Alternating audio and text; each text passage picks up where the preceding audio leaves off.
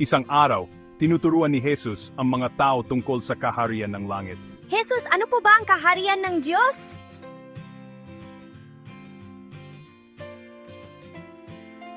Ang kaharian ng langit ay parang butil mustasang pinakamaliit sa lahat ng buto. Lumapit pa ang mga tao, napakaliit ng buto, halos hindi mo ito mapansin.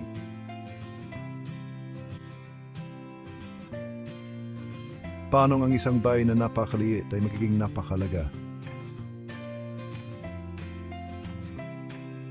Ipinagpatuloy ni Jesus ang kanyang kuwento. Ngunit kapag ito ay naitanim, lumalaki ito at nagiging pinakamalaki sa lahat ng halaman sa hardin.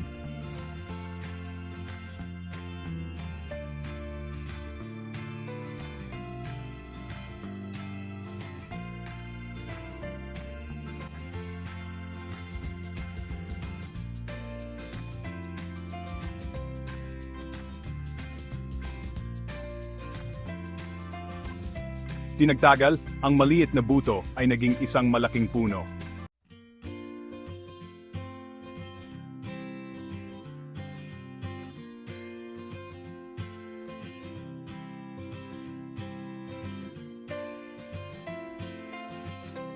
Lumalaki ito ng husto na ang mga ibon ay dumarating at nagpapahinga sa mga sanga nito. Wow, mula sa napalit na buto?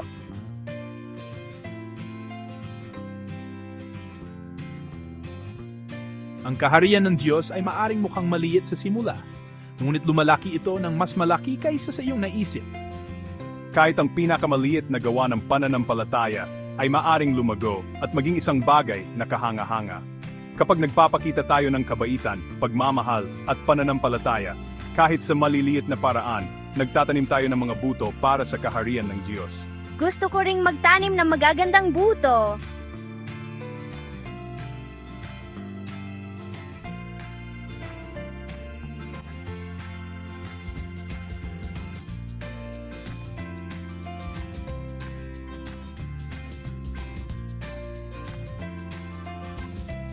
At tulad ng butil ng mustasa, ang maliliit na buto na ito ay lalago at magiging isang bagay na kahanga-hanga. Walang gawa ng kabaitan o pananampalataya ang napakaliit. Kapag nagtitiwala ka sa Diyos at gumagawa ng mabubuting bagay, kahit ang maliliit na aksyon ay maaring lumago at maging malalaking pagpapala. Laging tandaan, ang maliit na simula ay maaring humantong sa magkingtingbay. Manalangin tayo.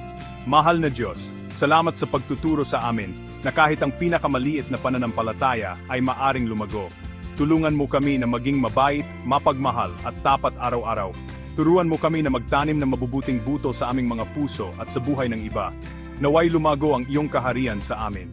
Amen. Tandaan, kahit ang pinakamaliit na buto ng pananampalataya ay maaring lumago at maging isang bagay na kahanga-hanga.